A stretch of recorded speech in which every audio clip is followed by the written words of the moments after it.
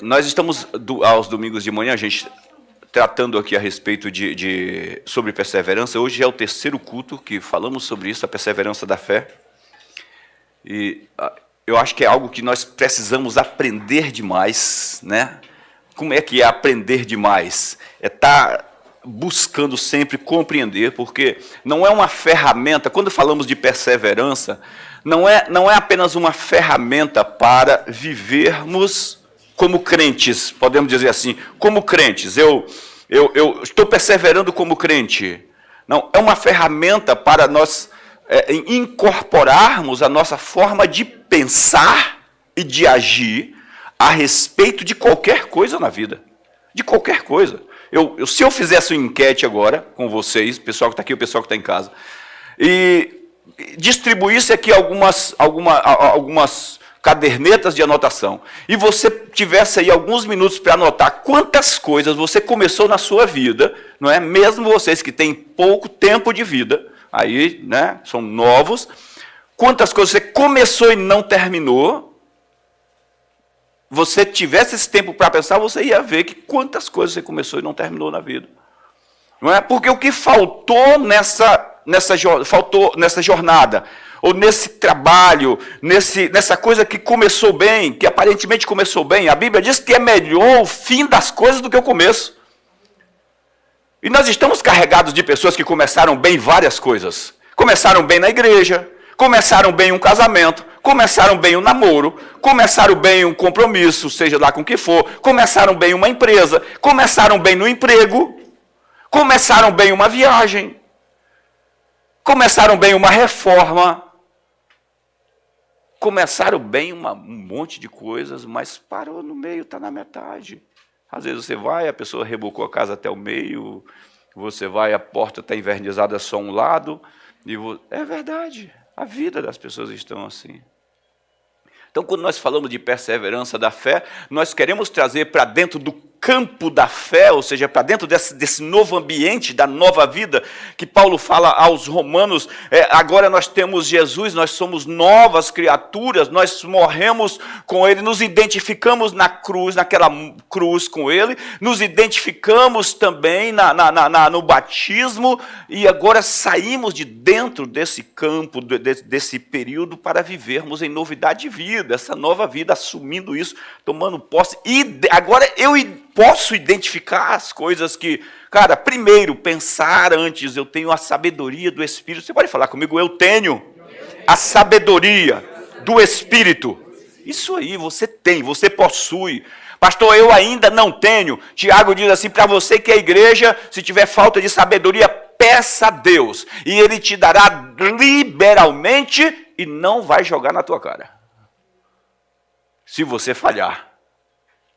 Ele diz que não lança em rosto, Ele te dá liberalmente. Se você tem falta de sabedoria. Porque para os filhos de Deus, 1 Coríntios 2,16, Henrique, dá para pôr aqui? Por gentileza, dá sim, 1 Coríntios 2,16. Dá uma olhada o que tem aqui nesse verso. Não é? 2,16. Aí veio o 2 Coríntios, é 1 Coríntios. Né? Ixi, cheiro de morte aí para... Pois quem conheceu a mente do Senhor, não é? Para que possa instruí-lo. Nós, porém, falando da igreja, nós, a igreja, porém, temos a mente de Cristo. E o que é a mente de Cristo? O Espírito. Você tem o Espírito Santo. Se voltarmos o texto ali do começo, do verso 9, vai dizer, olha, as coisas que o olho não viu, o ouvido não ouviu, jamais subiu à mente de qualquer ser humano, são as coisas que Deus tem preparado para os filhos dele. O verso 10, ele diz assim, e essas coisas ele nos revela, e nos revelou por meio do Espírito. O Espírito que sonda todas as coisas, até as profundezas de Deus. O menor pensamento de Deus, o Espírito Santo conhece.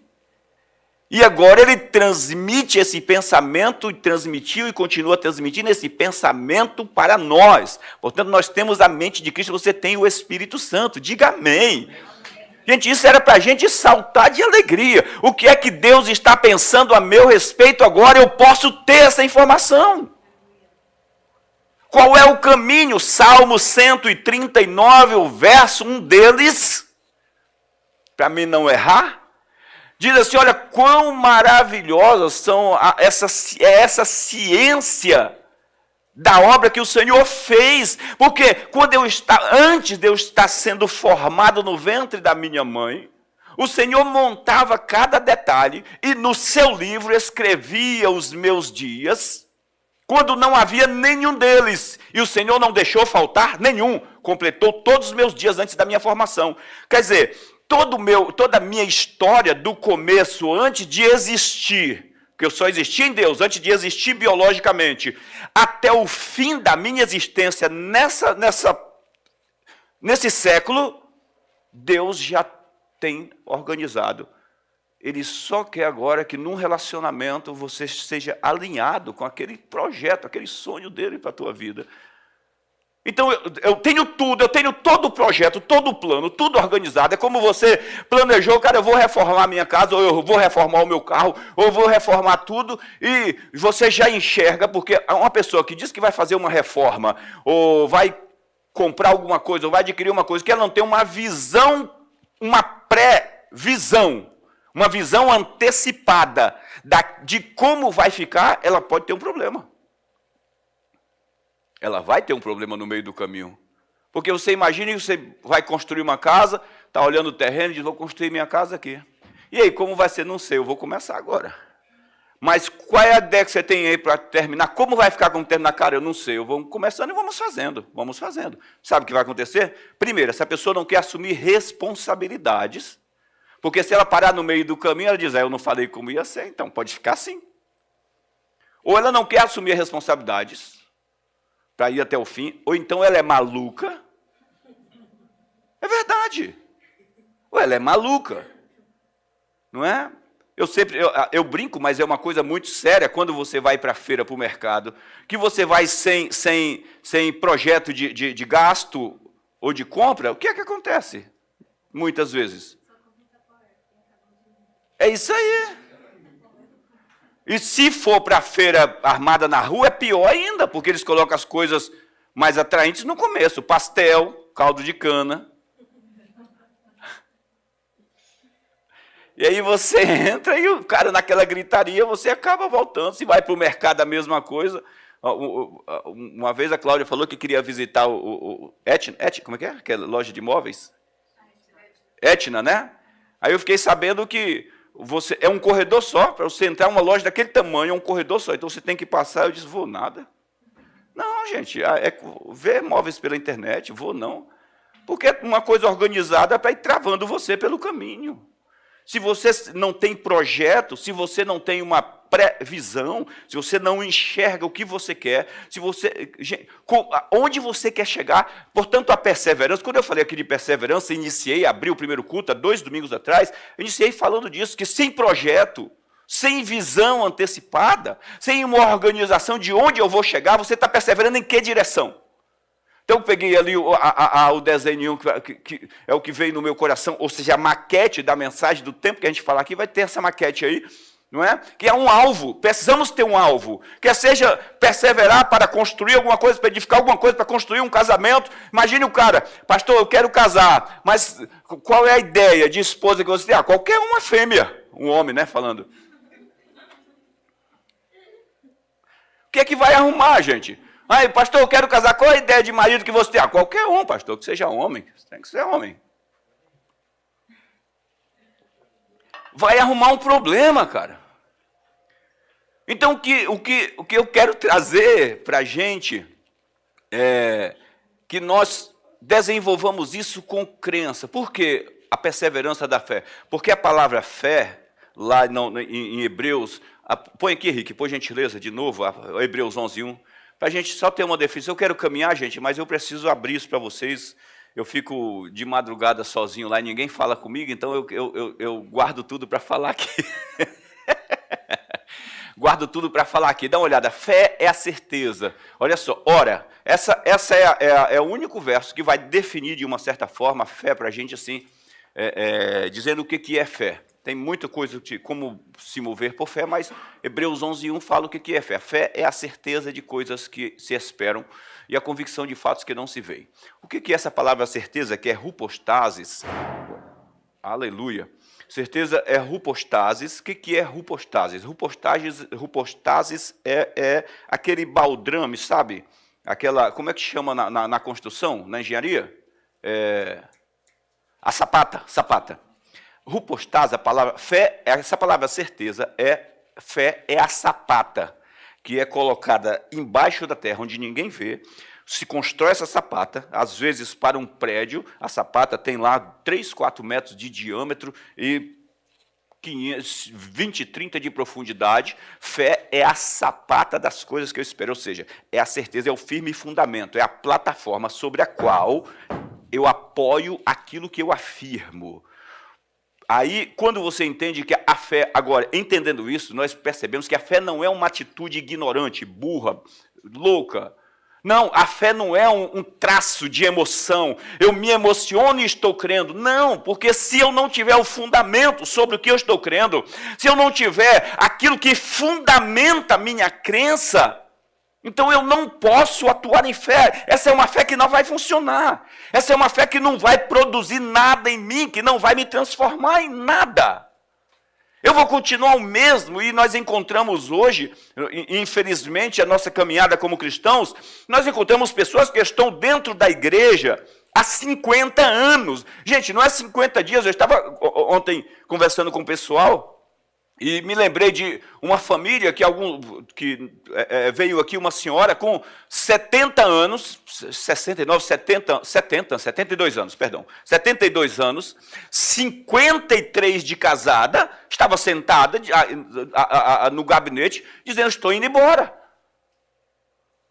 Estou deixando a minha família, mas nascida na igreja, desde criancinha fui criado na igreja. Eu fiquei pensando, cara, que fundamentos foram construídos? O que aconteceu durante esses 70 anos de vida, de existência?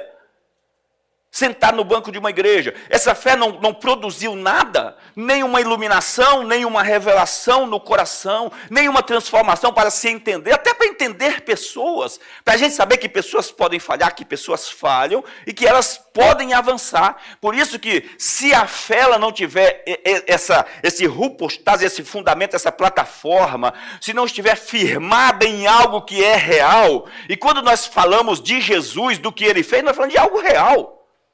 Nós comemos e bebemos aqui algo que é fato, não é? Aconteceu, ele derramou o corpo, por meio do corpo de Jesus, nós somos curados, nós somos sarados por meio do sangue dele, nós somos justificados, nós não seremos. Então é preciso que a gente tenha essas certezas, e todas as promessas que Deus fez, pastor, eu estou crendo em determinada promessa, foram depositadas em Jesus. Se você está em Jesus, você tem essa certeza garantida, cara, porque Jesus conquistou para mim, porque eu estou em Cristo, porque eu sou filho de Deus, porque eu sou igreja de Deus, porque o próprio Jesus é quem afirma, não são os filhos que ajuntam para os pais, são os pais que ajuntam para os filhos, ou seja, os filhos herdam o que os pais possuem. Portanto, se nós somos herdeiros de Deus, co-herdeiros com Cristo, eu tenho esse fundamento, eu creio. E agora eu creio que, pastor, eu creio na promessa, não. Marcos 11, 21, Jesus diz assim, olha, tenha fé em Deus, não na promessa. Tenha fé em Deus. Acredite nele. Nós temos esses pontos aí. Então eu quero trazer para vocês, porque a perseverança da fé é uma perseverança baseada em algo firme, algo real, algo verdadeiro. Não é eu estar continuando malucamente sem ser transformado, até porque a perseverança vai me transformar. Pela perseverança eu sou transformado. Não é? Volte lá, Henrique. Eu peguei aqui essa palavra, essa passagem de Números 14, porque aqui os discípulos, Moisés, ele envia 12 homens, um representante de cada tribo, para espiar a terra prometida. Eles estavam no meio do caminho, não é? Aí Moisés envia os caras. Eu acredito até que Moisés manda o pessoal lá, primeiro persuadido pelo povo, primeiro ele está persuadido pelo povo, e pela própria fraqueza que já vinha enfrentando, isso não muda muito a característica do povo, mas o legal é que querer ir olhar a terra fisicamente, tocar nela e trazer alguma coisa, e comprovar que a terra existe, comprovar que é o que Deus disse, aparentemente era muito bom, mas muito bom para os meninos, porque os que não eram meninos estavam crendo. Mas assim Moisés separa 12 homens e manda lá em Canaã, vai lá e olha a terra, veja como é e me traga notícias. Quem vai? Vai um líder de cada tribo, aí manda 12 líderes juntos, representantes. Os caras vão lá, dão uma passeada, vê a terra e volta com a notícia. A Bíblia diz que 10 deles trouxe uma notícia aterrorizante, que qual é? Primeiro, tipo aquele negócio de agridoce. A terra é boa, realmente é tudo que diz. É terra boa, que mana leite e mel, está aqui, trouxemos aqui um cacho das uvas lá, gente, um cacho grande, coisa maravilhosa, uvas viçosas, melancias de 80 quilos, tudo isso. Né? Até os tatus lá dá para fazer banheira para criança, o casco do bicho. Mas temos um problema, nós não conseguiríamos tomar essa terra. Por quê? Lá tem gigantes, homens que aos nossos olhos, eles eram... Aos nossos olhos e aos olhos dele, nós somos como gafanhotos. Olha só, aos nossos olhos e aos olhos dele. Eles falaram pelo gigante, porque o gigante não disse nada, o gigante não viu eles. Aí, mas aparecem 2 caras, Josué e Caleb, que foram 2 dos principais. Opa, espera. Isso é legal, porque eles não afirmam, não fazem afirmação porque eles viram o gigante ou porque eles viram a terra. Eles fazem afirmação porque Deus disse. Eles creram em Deus. Eles disseram, espera aí, gente, Deus não disse que a terra é nossa? Deus não disse que já tinha nos dado a terra? Se Deus disse que a terra é nossa, a cobertura, a proteção daqueles gigantes foi tirada. Eles não têm que se firmar a posse da terra, porque se o Rupostasis foi tirado deles, no que eles se apoiavam foi tirado deles, a proteção deles saíram. E agora a nossa proteção é o que Deus disse. Se Deus disse, nós somos o que Ele disse. Nós temos o que Ele disse e viveremos segundo o que Ele disse. Vocês estão entendendo? Dá para captar? Amém. Aleluia! Gente, é esse processo que transforma. Pastor, eu quero me livrar de um pecado que eu não consigo me livrar e ele me persegue, ele me escraviza, e ele me humilha, e ele me derrota. Cara, entenda o que Deus pensa a teu respeito. Entenda. Você pode fazer o exercício todos os dias de manhã, sei lá, uma coisa que que vocês fazem errado, vocês fazem um monte de coisa errada, mas pense, acorde de manhã e abrir o olho e diz, hoje eu não vou fazer isso, não vou fazer isso, não vou fazer isso, não vou fazer isso, não vou fazer isso, não vou fazer isso. Faça para você ver, diga para você ver. É igual aquelas câmeras que ficam na sala de espera, sabe? Que você entra na sala, tem uma faixa bem grande assim, ó. Você está sendo filmado, não é? Aí você vai e senta bem em frente à câmera. E ela está ali te olhando. Aí você fica 15 minutos depois, você não lembra mais que aquela câmera está ali. E o que não deveria fazer, se for um caso de fazer alguma coisa errada, faz. Quantos idiotas, quantos ladrões bestas. Tem lá uma placa gigante, monitorado por câmera, por alarme, eles entram e roubam e ainda aparecem. Porque esquece, cara. Porque esquece. É por isso que se for na nossa força, na tua força, na declaração de que eu não vou fazer, você vai fazer.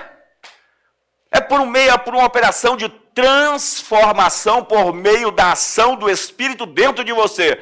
Você foca no que você é hoje, ou em Cristo, e não no que você era sem Cristo. Você foca na realidade das coisas. Qual é a realidade minha? Eu sou nova criatura, e não na mentira. Está entendendo? Vou pular aqui, vou gritar. Estava assistindo, eu escuto segunda-feira e terça o que eu prego aqui. No que nós pregamos, eu ouço de novo. Falei, caramba, estou gritando demais.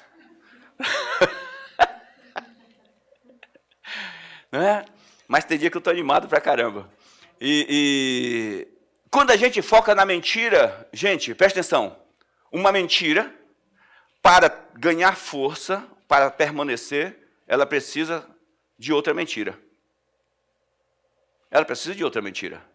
Então nós ficamos vivendo de mentira em mentira. Quando você foca na verdade, ela tem o poder de destruir, dissipar a mentira. É por isso que, se não houver um fundamento, uma crença correta, alinhada com a palavra de Deus, não há transformação. Porque nesse processo de perseverança é necessário que haja transformação, para que, quando eu chegar onde eu espero, ou onde o próprio Deus espera, eu esteja transformado e preparado para aquilo. Para não causar destruição para a minha vida. Eu comentei aqui a semana passada de pessoas que a gente tirou das ruas, dependente químico, e colocou dentro de casa, e ele tentou construir uma ideia, manter a ideia da rua dentro de casa, com sabão disponível, sabonete, chuveiro quente, com roupa limpa, com comida quentinha, e ele esperava a comida esfriar para comer, não gostava de tomar banho, não gostava de trocar roupa íntima, a ponto de elas caminharem sozinhas. Você entendeu? Às vezes você está perto da pessoa, depois de 15 dias dentro, já tirado da rua um mês, e você não aguentar o odor no quarto. Dela permanecer num mau cheiro nos pés, de matar quem está numa sala junto. Porque a forma de pensar dela lá, e se ela, como pastor, ela poderia ser transformada? Ela tinha que, primeiro, entender que aquele estilo de vida era errado e ela precisava receber a nova forma de vida. E continuar. Por que continuar? Porque ela quer a nova forma de vida. Por que continuar? Porque agora eu quero a nova forma de vida. Por que continuar? Porque agora eu quero a nova forma de vida. Então, o que é que eu declaro? Eu declaro o velho estilo de vida? Não. Eu declaro novo estilo de vida, é esse novo que eu quero para a minha vida. Eu sou alguém curado, abençoado, eu sou alguém feliz, eu sou alguém alegre. Aí, se eu quero ajudar uma pessoa a ser transformada, essa pessoa é uma benção, a pessoa é uma benção. Gente, sabe o que não funciona? A única coisa que a declaração não traz é beleza. Não adianta, se é feio e vai morrer feio. Mas aí, quando houver fica tranquilo, Fábio, porque... Na ressurreição, na ressurreição a gente vai receber corpo novinho.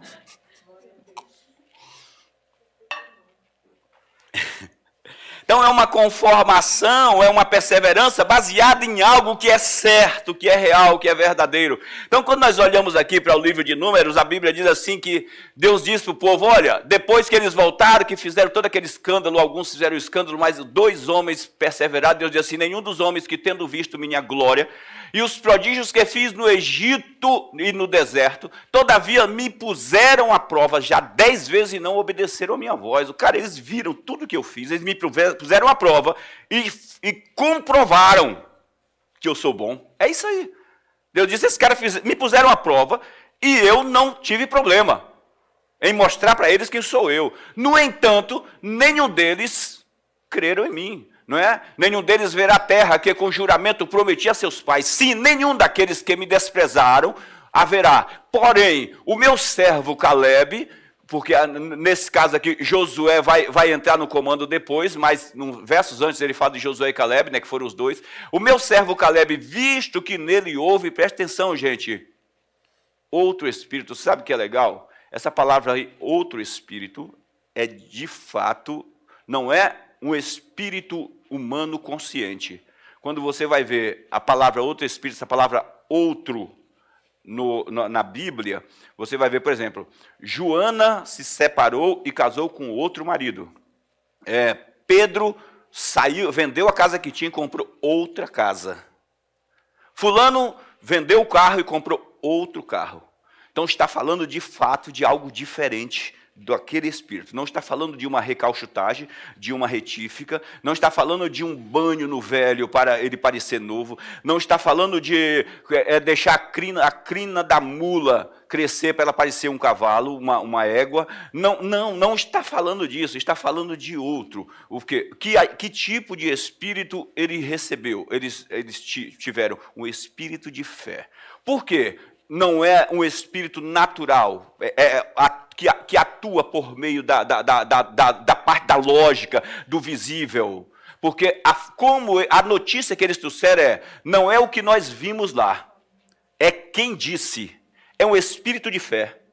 é crer sem ver. Se nós tivéssemos ido ou não tivéssemos ido, não importava para a gente. Deus disse que a terra é nossa, é nossa. Deus disse, Ele vai dar o jeito para a gente possuí-la. Então, é um espírito de fé, é baseado no que Deus disse, não é baseado no que eu estou vendo. Não importa, gente, se o gigante tem 4 metros de altura, não importa se o problema tem 1 quilômetro de profundidade e de largura, não importa se, sei lá, se está chovendo canivete, eu vou chegar, vai, porque Deus disse, é simples, é porque Deus disse. Eu acho que a ideia é trazer isso aí. Deus disse, foi Deus quem disse. Não é? Porém, o meu servo Caleb, visto que nele houve outro espírito e perseverou, essa palavra perseverou, também é uma palavra muito legal, porque ela tem um contexto integral, completa, perfeita. Ele confiou em mim de forma íntegra. Algumas traduções têm perseverou com integridade. Fala de incompleto. Mente, espírito e corpo.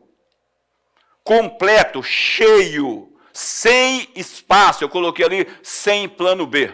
Faltou o Mzinho ali. Sem o plano B. Em seguir, perseverou em seguir-me. Seguir completo, gente. Seguir falando, o Guilherme comentou, acho que a última mensagem que ele falou aqui sobre declaração, não é? Que é uma das partes da crença, da fé, da atuação, para liberar a atuação do Espírito, que a morte em Provérbios 18, 20 diz que a morte e a vida está no poder do que eu falo, da minha língua.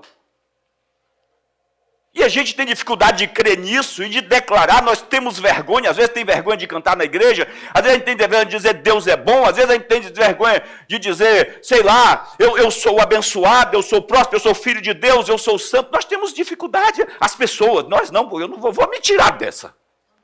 Deixar só vocês se resolverem. É um espírito diferente, ele diz, perseverou sem plano B, espírito, alma e corpo, esse conjunto de ações, eu creio, eu penso e eu falo. Eu creio, Paulo diz, nós cremos por isso, nós cremos por isso, como é que é? Sei. Criei, por isso falei. Nós cremos, por isso falamos também. Em seguir-me, e farei entrar na terra que espiou. Não só ele, presta atenção, gente. Sempre que a fé estiver em atuação, o espírito de fé não é algo oriundo do pensamento e da natureza do homem natural. Não. O espírito de fé é algo produzido por Deus. Isso é muito legal, porque é gerado do próprio Deus. É o fluir da essência de Deus. Eu imagino que para Caleb e Josué se apoiar dessa forma, para atuar essa ação do Espírito através deles, é porque a palavra integridade vem primeiro. Integridade é uma entrega, é um desejo inerente, interno e completo de me entregar a Deus, de confiar em Deus, de dizer, cara, o que o Senhor quiser, quer seja a morte, quer seja a vida, eu estou em tuas mãos para que o Senhor realize através de mim. E Deus, é isso que eu quero, estou procurando pessoas vazias para encher. Não dá para encher. Você sabe por que as pessoas às vezes sentam na igreja e elas têm dificuldade de entender o processo de transformação? Porque elas dizem, eu fui naquela igreja, nada aconteceu comigo, já estou indo já há mais de 2 cultos e nada aconteceu. Sabe por quê, gente? O grande problema não é colocar coisas, o grande problema é tirar coisas. Porque não é Deus que tira. Somos nós que nos esvaziamos. Não é Deus que tira, nós podemos receber Jesus, já recebemos, mas reter tantas coisas que ele está lá dentro, mas só naquele espaço pequeno de ação, mas poucas ações. Somos nós que vamos nos esvaziando. O cântico de Maria é legal, porque o pessoal fala de Maria, que está sentada à direita de Deus e tal, ela diz, eu me alegro em Deus, o meu Salvador. E aí no final do hino, lá de Lucas, capítulo 1, verso... acho que é 50 e alguma coisa, ela diz assim, ele despediu os ricos de mãos vazias. Aqueles que chegaram de mãos cheias, que achavam que tinham tudo, que estavam completos, ele despediu de mãos vazias. Mas os pobres fez transbordar de bens. Quem são os pobres? Não está falando de material, gente. É uma figura de linguagem para nós entendermos, para que chegue até nós, até a nossa mente. pobres, aqueles que se esvaziaram na presença dele, ele encheu. Ele encheu. Eu quero continuar, ele transborda em mim. Não tem a ver só comigo aqui. A perseverança não fala simplesmente de você, do seu momento. É um posicionamento que aponta para o seu futuro. Olha o que Deus diz para o cara. Ele e a sua descendência. E nós vamos ver lá na atuação de capítulo 14 do livro de Josué, depois aí do Pentateuco, o próximo livro, capítulo 14, Caleb vai pleitear lá o direito à terra. Olha, tinha 40 anos atrás, 45 anos atrás, eu tinha só 40, quando Deus falou, por meio de Moisés, que a terra que eu pisei a planta dos pés, ele ia me dar. E agora, já faz 45 anos, eu tinha 40, hoje estou com 85 anos, mas eu tenho o mesmo vigor e a mesma disposição, eu quero a terra. Eu sei que lá tem gigantes, mas eu pisei os pés lá na terra, um lugar chamado Hebron, e eu quero a terra. E a Bíblia diz que Josué não teve, nem negociou, disse, cara, a terra é tua, vai lá, assume. Pode entrar na terra. E depois que ele entra na terra, ele divide a terra e dá uma parte da terra agora para a filha dele, para a geração dele. E a filha dele assume. E um cara casa com a filha dele, não me lembro o nome dele, mas foi depois o substituto de Josué. Pensa aí, gente. Uma descendência de vitória que vai sendo colocado, sabe? Quando você se move em Deus, você pensa que é só para o momento, pastor, eu preciso de uma presença, um fluir de Deus aqui. Gente, quando Deus entra, o pau quebra. Quando Deus entra, Deus está sempre apontando para a eternidade. Ele está sempre apontando para o fim, porque Ele está no começo, está no meio, está no fim. Então, quando Ele entra, Ele pega como um todo a tua vida, começo, meio, fim. E Ele opera. E Ele já vê os teus filhos, os teus netos, os teus bisnetos. Entendam isso. Vocês precisam de motivo para perseverar, eu tenho um. Se você deixar um legado de fé, de graça na tua vida, quando você morrer, os teus ossos falarão. Falarão. Vão continuar promovendo obras. As tuas cinzas falarão. Vão continuar a tua jornada.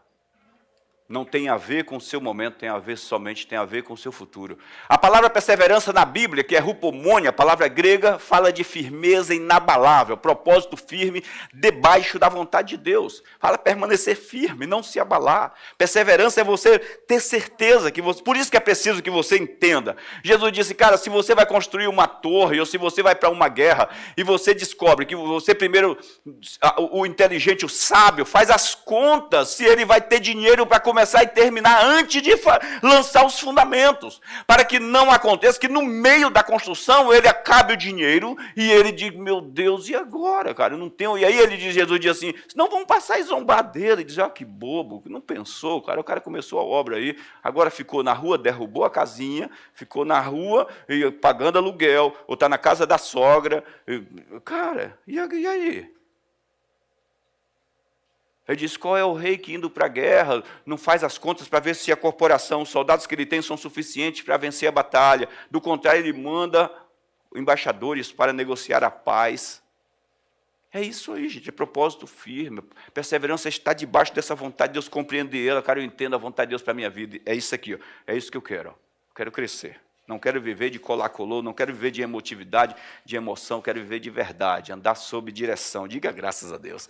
Sob, debaixo da direção. Aleluia.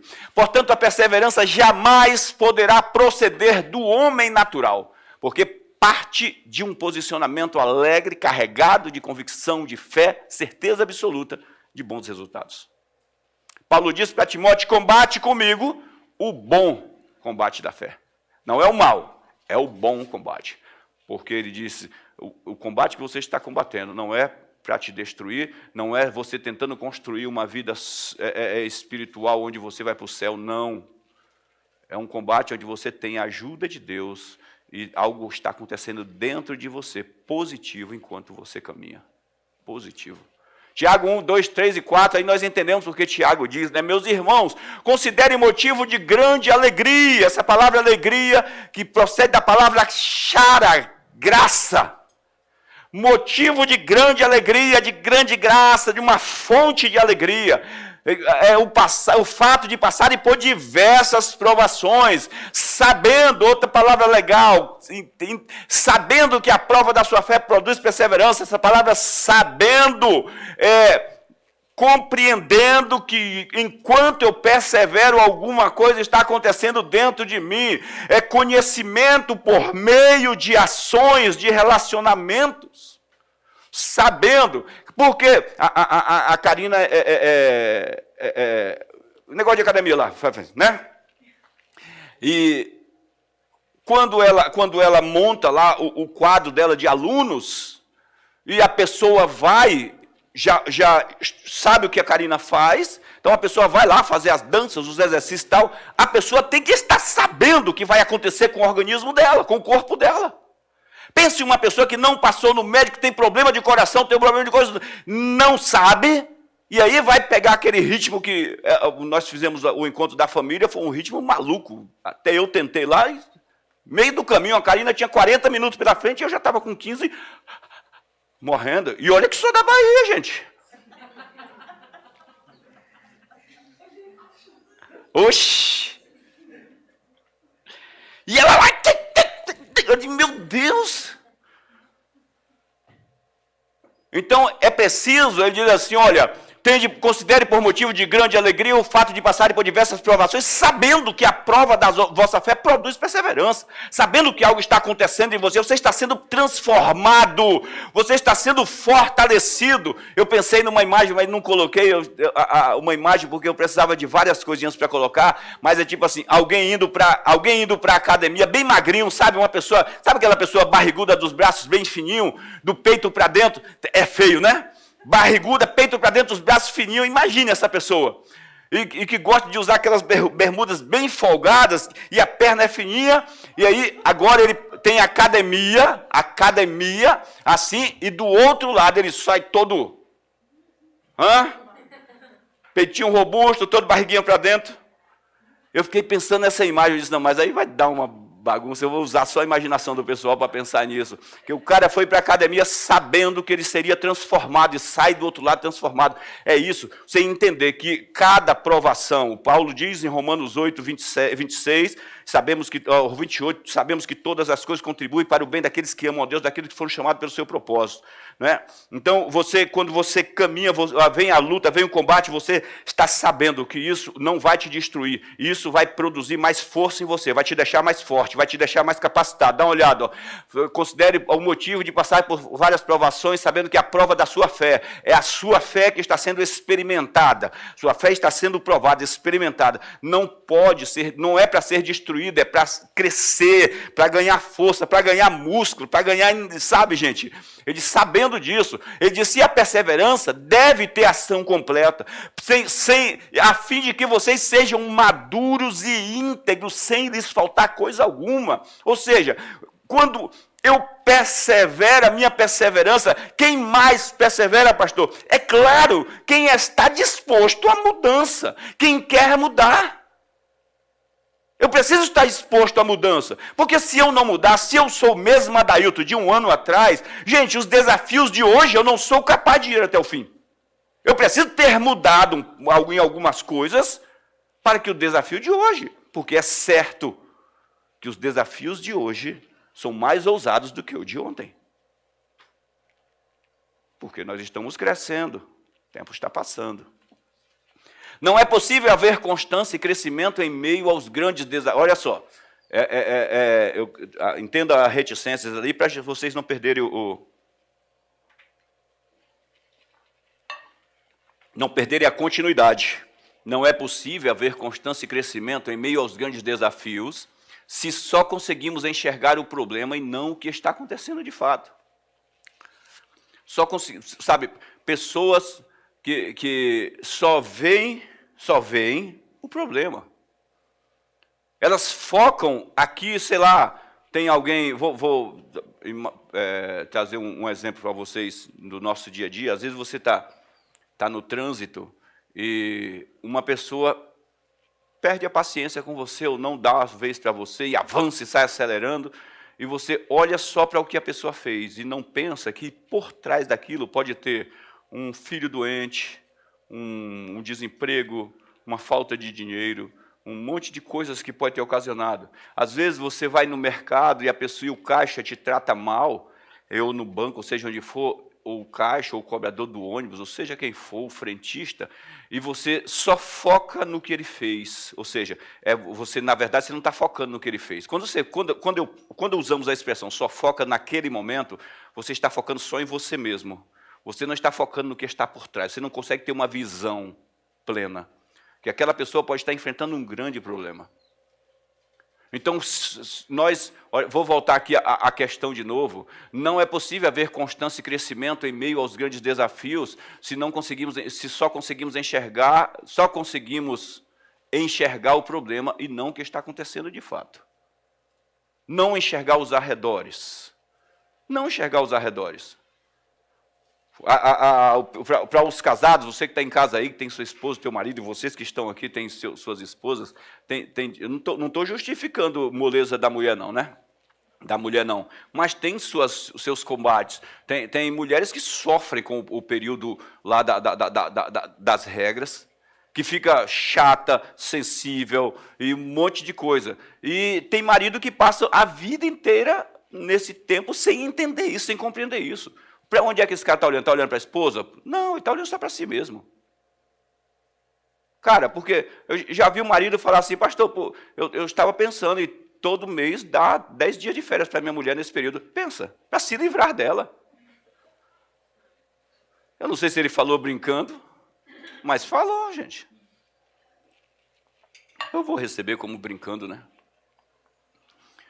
Então, ele disse, só conseguimos enxergar o problema e não o que está acontecendo. Eu volto de novo, não é possível haver constância e crescimento. Constância e crescimento. Né? Olha o que Pedro diz, sejam sóbrios e vigiem, o diabo, o inimigo de vocês, anda ao redor como o leão, rugindo e procurando a quem possa tragar. Olha o que ele diz assim, olha só, o leão anda rugindo e procurando quem possa tragar. A gente precisa entender por que o leão anda rugindo. Porque poderia ser, olha, como um leão procurando a quem possa tragar, mas ele anda rugindo, porque quando ele ruge, se você entender a questão da natureza, quando o leão ruge, a ideia dele é separar o rebanho, é espalhar e deixar isolado alguns para que ele possa tragar. Quando você olha somente para você mesmo, ou para o que está acontecendo no momento, você acaba se isolando, se separando e ficando uma presa fácil, e você não consegue ir à frente e adiante. Você precisa enxergar a cara do inferno no meio da jornada. Você precisa enxergar o verdadeiro motivo de um problema, de uma crise, senão você entra na vibe de todo mundo. Na vibe.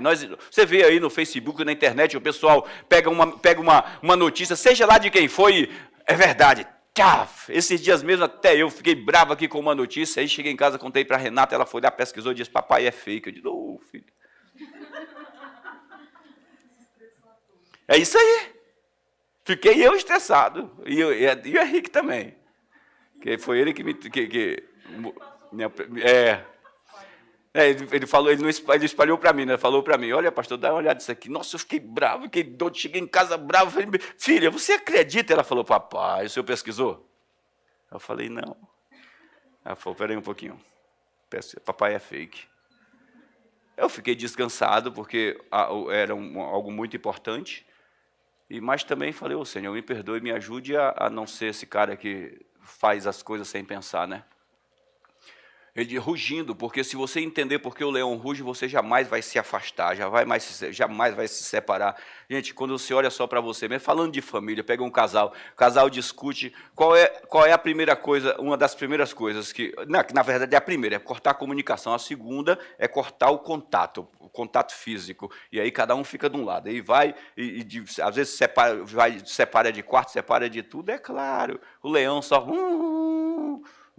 e aí separa, e o bicho fica uma presa fácil. É verdade. Uma presa fácil, dá uma olhada. Aquele corão sozinha lá dentro do quarto. Porque eu nunca vi a mulher sair da cama, é sempre o cara que sai. Cara, isso é uma safadeza conjugal, né? É bom que vocês fiquem atentos, porque as mulheres dão esse nó na gente. Quer dizer, é isso. Obrigado, Henrique. Se o alvo, vou repetir, você não dá para perseverar e crescer se o alvo da sua fé pode mudar de lugar, tamanho ou importância.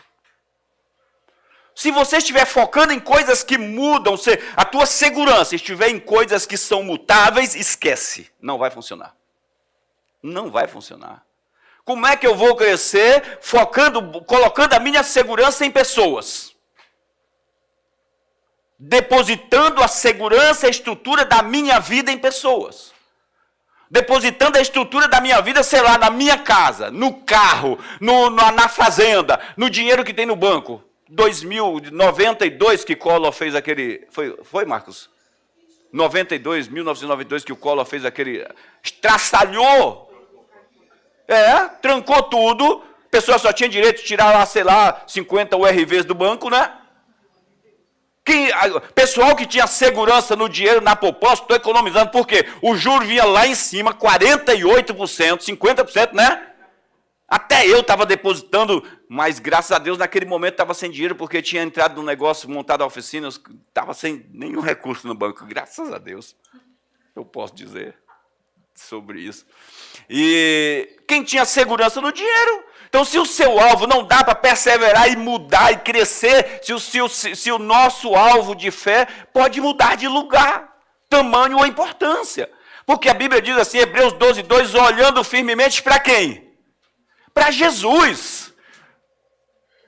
Firmemente para Jesus, o autor e consumador da nossa fé. É de olho nele. Ele é a fonte da fé. Ele criou a fé, ele estabeleceu a fé. Ele pôs o espírito de fé. Hebreus 13:8 diz, Jesus Cristo é o mesmo ontem, hoje e para sempre. Ele não muda, não muda, não muda, é o mesmo. Portanto, o alvo da sua fé não pode mudar. Tem que ser Jesus. É nele que eu creio. Foi ele quem disse, foi ele quem fez, foi ele quem me deu. Gente, você vai só crescer, só crescer. Só crescer. Mateus 14:30. Mas quando reparou no vento, dá uma olhada aí para onde Pedro olhou. Para coisas que mudam. Naquele momento o vento estava mais forte, depois o vento mais fraco. E ficou com medo. E começando a afundar, gritou, Senhor, salva-me. Eu fico imaginando, já várias vezes eu fico imaginando esse verso. Não é? A forma como ele é colocado para nos ensinar. E você precisa captar isso no coração, porque, primeiro, você consegue se imaginar em cima da água e quando você descobre que está em cima da água, você ir afundando e ainda dá tempo de falar alguma coisa? Uma frase desse tamanho?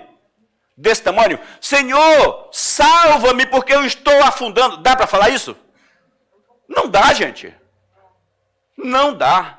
Ainda que você estivesse andando a 10 metros de cima do mar, acima do mar, quando cai, Senhor...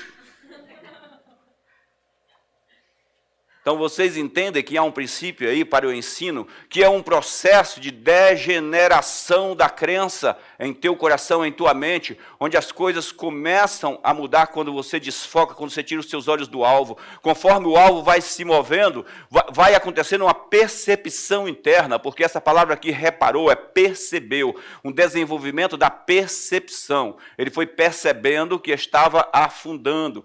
Isso não tem a ver com a água do mar, tem a ver com as trajetórias das nossas vidas. Quando nós desfocamos de Jesus, as coisas começam a afundar, a dar errado. Sabe o que é terrível? Porque no caso de Pedro, ele volta para Jesus, Senhor, ajuda-me porque eu estou morrendo. Mas muitas vezes a pessoa diz, eu estava caminhando aí com Jesus, no negócio de cristão e na palavra, isso aí, eu continuo, gente, não estou desviado não estou afastado não. Eu não voltei a fumar, não voltei a beber, não voltei a não sei o quê, não voltei a não sei o quê. Espera, calma.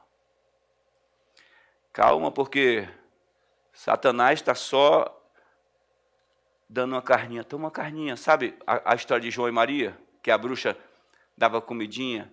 Põe o dedinho para fora para a titia ver quanto de gordura tem. Mais comidinha. João 14:1, Jesus disse, não se turbe o coração de vocês, creiam em Deus, porque Ele não muda, e creiam também em mim, porque também não muda. Se não estamos dispostos, não tem como perseverar e crescer, se não estivermos dispostos a sermos transformados. A primeira frase que eu trouxe aqui no primeiro dia, no primeiro culto, 2 semanas atrás, foi, se você não estiver disposto a ser transformado no meio da perseverança, você vai parar. E é isso aí, Porque a perseverança vai produzir transformação.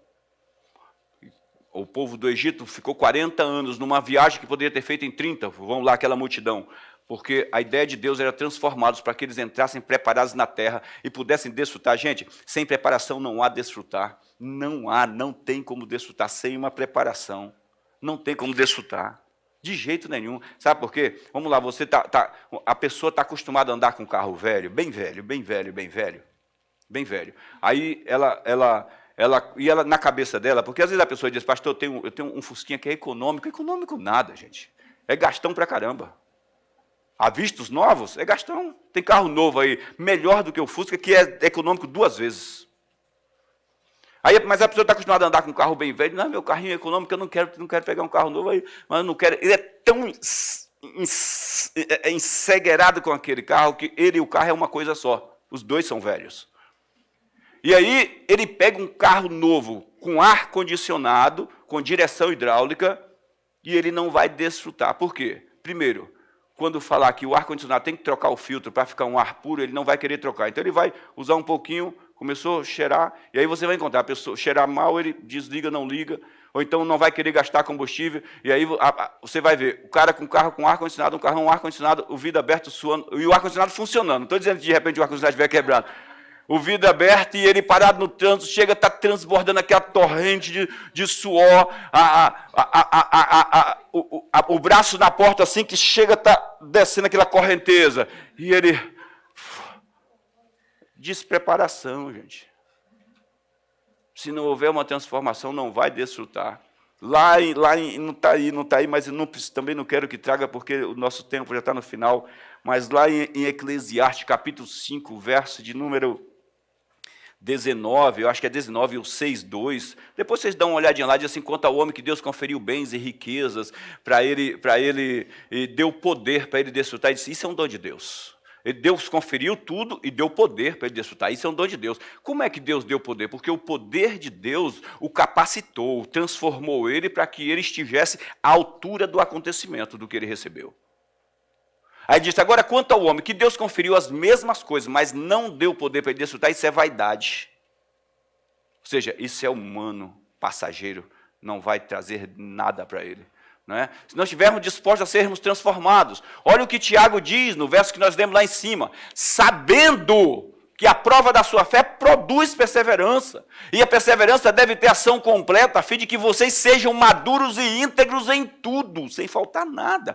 Ele diz, sabendo que a prova que está acontecendo é para te amadurecer, para você estar apto a fluir, a gozar disso.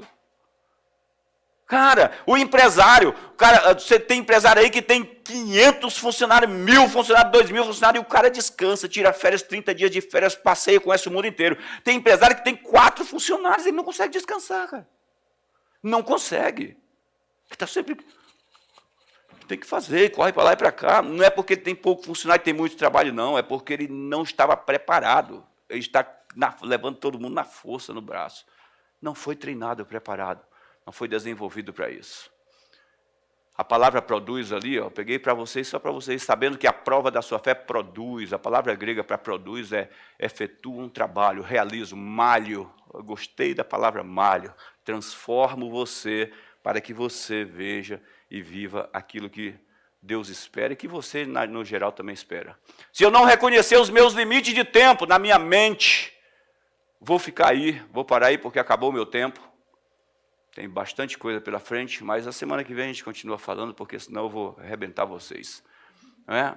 Se eu não reconhecer o meu limite de tempo na minha mente, vocês têm aí, ó, Pedro. Limite de tempo. Sabe, aquelas pessoas que conseguem ficar bem 3 meses. Conseguem ficar bem 30 dias. Conseguem ficar bem 1 semana. Deu sexta-feira, desaba. É o cachaceiro, né? Segunda-feira, arrependido, não vou beber mais. Aí fica até sexta-noite. Quando é sexta-noite, desaba. Limite de tempo na mente. Pedro, quantas vezes devemos perdoar o nosso irmão? Até 7 vezes? Se Jesus tivesse dito sim, Pedro, até 7. Sabe o que ia acontecer com Pedro? De 7 em 7 vezes, ele esmagava alguém na 8ª. Quebrava o cara no meio. Pedro, que tirou a espada e cortou a orelha de um homem, na frente de Jesus, do homem da fé. pensa ele sozinho. O cara chutou ele. Segunda vez, terceira vez. E ele já ficava pensando na sétima. Tenta mais, cara. Eu quero a oitava. Eu quero a oitava. Quando o cara fizesse a sétima, ele ia provocar a oitava.